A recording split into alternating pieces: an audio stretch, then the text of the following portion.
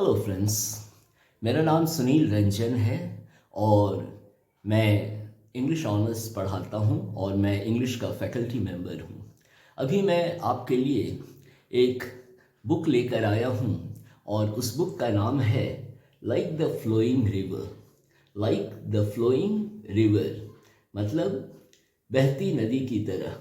और इसके राइटर हैं बड़े फेमस राइटर हैं पाउलो कोएल्हो। और इनकी एक किताब द अल्केमिस्ट दुनिया में बहुत पॉपुलर हुई है। और यह किताब मुझे इसलिए बहुत अच्छी लगी क्योंकि जब आप इस बुक को पढ़ेंगे तो आपको इंग्लिश फील होगा।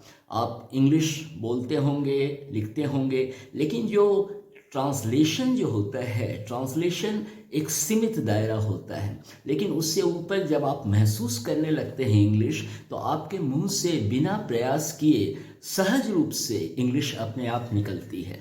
तो भाषा के रूप में इंग्लिश बहुत समृद्ध है और भी भाषाओं की तरह, लेकिन दुनिया में सबसे लोकप्रिय भाषा के रूप में इंग्लिश को लोग मानते भी हैं और आजकल करियर मेकिंग में भी इंग्लिश की बहुत ज़रूरत होती है।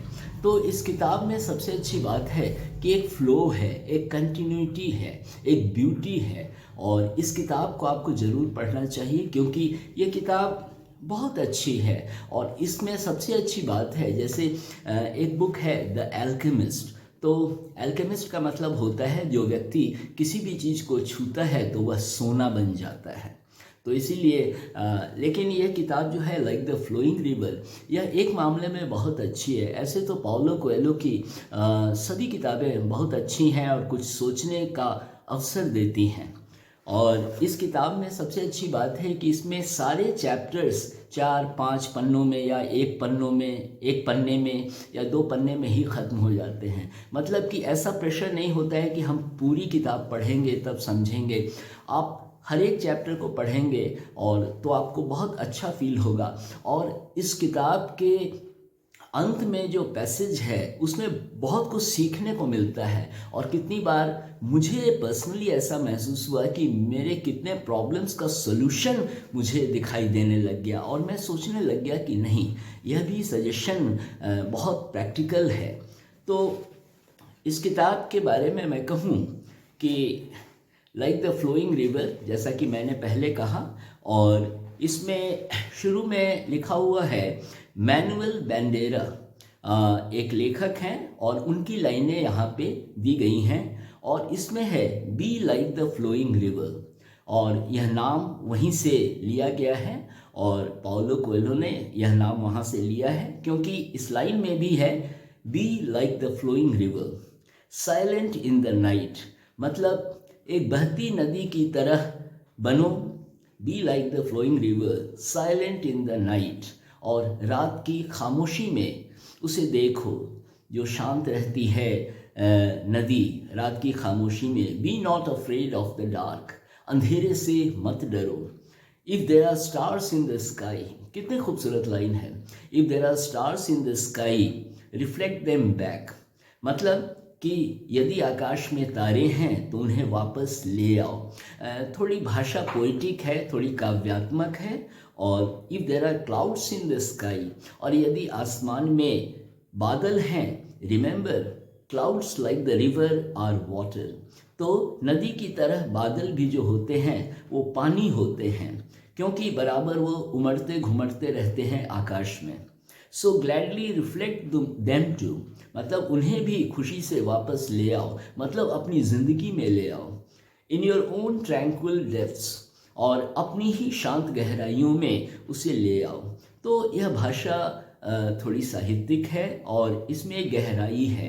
तो आप ये सारी लाइंस पढ़ेंगे तो आपको खुद बहुत अच्छा महसूस होगा और आपको एहसास होगा कि भाषा को हम कितने अच्छे तरीके से कह सकते हैं या लिख सकते हैं। तो भाषा हमारे संवाद का माध्यम होती है। और इसमें जो चैप्टर्स हैं, इसमें बहुत सारे चैप्टर्स हैं और करीब 100 के आसपास इसमें चैप्टर हैं। और हर चैप्टर में एक एपिसोड है, एक घटना है। और पाउलो कोएल्हो दुनिया भर में वे जहाँ जहाँ घूमते रहें तो उनका जो अनुभव रहा उन अनुभवों का संकलन उन्होंने किया है और तब यह किताब निकल कर आ गई, लाइक द फ्लोइंग रिवर।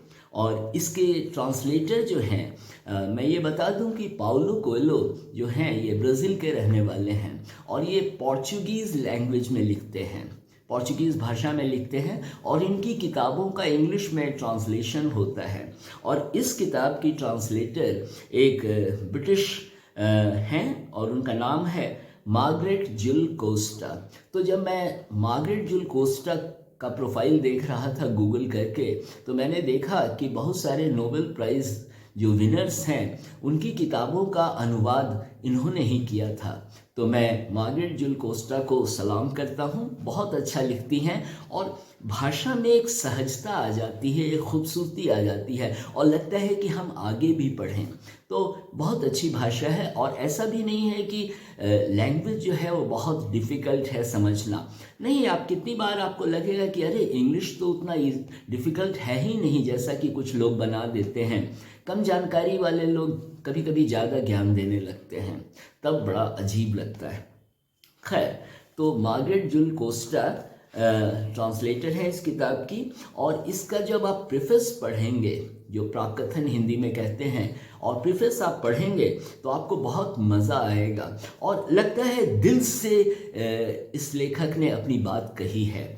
और कहते हैं कि जब मैं 15 साल का था तो मेरी माँ ने कहा कि तुम क्या बनोगे, तो मैंने कहा मैं लेखक बनूंगा, मैं राइटर बनूंगा।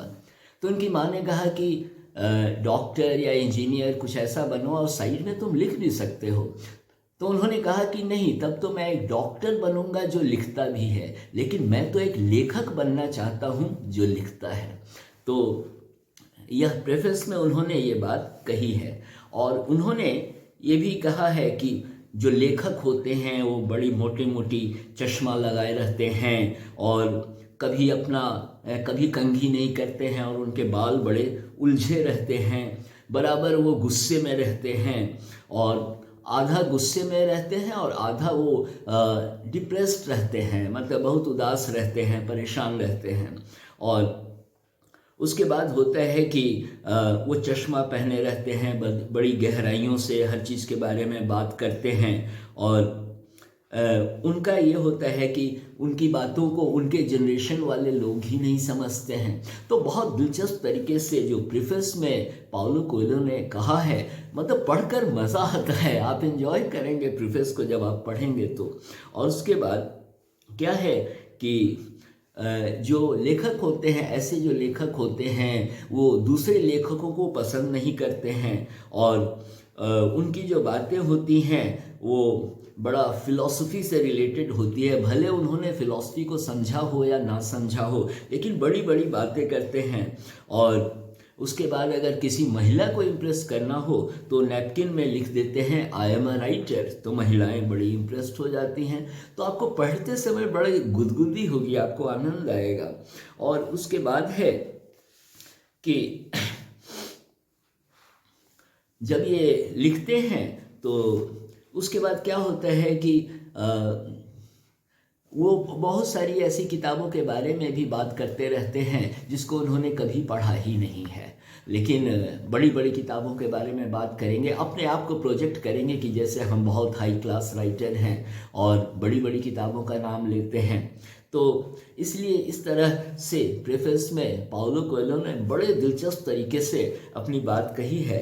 और फर्स्ट चैप्टर जो है, जो इसका फर्स्ट चैप्टर में ये कहते हैं कि मैं दो दुनिया में रहता हूँ, एक शहरी दुनिया है और एक गांव की दुनिया है। तो कहते हैं कि मैं दोनों में रहता हूँ, मैं जानता हूँ कि दोनों बिल्कुल अलग हैं, लेकिन तभी भी ये कहते हैं कि मैं अपने आप को उसी स्थिति में पाता हूँ और मुझे अच्छा लगता है कि मैं दो दुनिया को एक बार जीता हूँ। और उसके बाद आप देखेंगे कि जो भी चैप्टर है, अलग अलग टॉपिक्स दिए गए हैं, तो आप देखेंगे कि जो भी चैप्टर्स इस बुक में है, अंत का जो पैराग्राफ है, अंत का जो पैसेज है, आप देखेंगे काफ़ी कुछ उसमें सीखने को मिलता है। कोई ना कोई मैसेज पाउलो कोएल्हो दे देते हैं और जिससे एक बार लगता है कि नहीं, कुछ नई बात इन्होंने कही है जिस पर विचार किया जा सकता है। तो हर चैप्टर को मैंने देखा है कि लास्ट पैसेज जो है उसमें वो मैसेज देते हैं।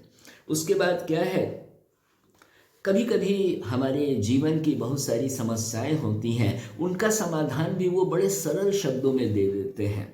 तो ये बड़ी अच्छी बात इसमें देखने को मिलती है और बहुत ही प्रेरणादायक ये किताब है। मतलब आपको पढ़कर लगेगा कि काफ़ी कुछ मैंने सीखा है इस किताब से। केवल एक कहानी की तरह मैंने समाप्त नहीं किया है, बल्कि मैंने इस किताब से कुछ सीखा है। और उसके बाद है ये रॉबर्ट फ्रोस्ट, एक कवि हैं, ब्रिटिश कवि रॉबर्ट फ्रोस्ट। तो रॉबर्ट फ्रोस्ट नहीं, ब्रिटिश कवि नहीं है, अमेरिकन कवि हैं। तो उनके बारे में ये कहते हैं, उनकी एक कविता है stopping by woods on a snowy evening. तो उसमें वो कहते हैं कि हमारे सामने चॉइसेस होते हैं और हमें तय करना पड़ता है कि कौन सा रास्ता हमारे लिए सही रहेगा। दूसरे लोग अपनी ज़िंदगी के अनुसार आपको सुझाव देते हैं क्योंकि उनकी अपनी ज़िंदगी रही है, लेकिन आपकी अपनी ज़िंदगी है तो आपको आपकी चॉइस के अनुसार आगे बढ़ना चाहिए। और बहुत अच्छा लगता है कि आपको अपनी चॉइस खुद लेनी चाहिए, आप क्या जीवन में करना चाहते हैं। तो इस मामले में यह किताब बहुत अच्छी है क्योंकि रॉबर्ट फ्रोस्ट को भी इन्होंने कोट किया है और अच्छा लगता है कि ये भी केवल अपनी बात नहीं कहना चाहते हैं, बल्कि कहीं से कोई अच्छी बात निकल कर आती है तो उसको भी ये मेंशन करते हैं। तो और इसमें देखेंगे कि हर चैप्टर एक पॉजिटिव नोट पे ही समाप्त होता है। तो ये इस किताब के बारे में है। और लैंग्वेज की बात करें तो इस किताब की भाषा बहुत खूबसूरत है। जब आप पढ़ेंगे तो आपको फील होगा कि कितनी आसानी से कितनी डिफ़िकल्ट बातों को हम बहुत अच्छी तरह कह सकते हैं। जब आप इंग्लिश बोलते हैं या इंग्लिश लिखते हैं तो आपको नॉलेज भी तो होना चाहिए कि कैसे वर्ड्स हैं और उनको कैसे हम यूज़ करते हैं और कितने तरीके से हम यूज़ कर सकते हैं। बहुत अलग अलग तरीके से आप यूज़ कर सकते हैं, बस अपना दिमाग लगाने की बात है। और उसके बाद एक दीवानगी होती है। यदि दीवानगी नहीं है तब तो किसी भी क्षेत्र में आप जाएंगे, आप बहुत अच्छा नहीं करेंगे, आप बहुत ऑर्डिनरी एवरेज होकर रह जाएंगे।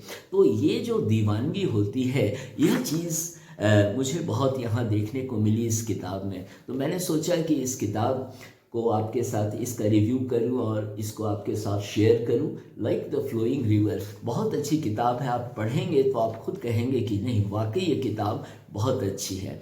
तो दोस्तों, मैं इस बुक का रिव्यू शेयर करना चाहता था आपके साथ। मेरे दिल में आया कि मैं अपनी बातें शेयर करूं यूट्यूब पे फ्रेंड्स के साथ, तो इसलिए मैंने यह छोटा सा वीडियो बनाया। और अगले वीडियो में फिर मुलाकात होगी और अगले वीडियो में मैं रिव्यू करूंगा। एक बुक है रोमांसिंग विथ लाइफ और ये देवानंद की ऑटोबायोग्राफी है।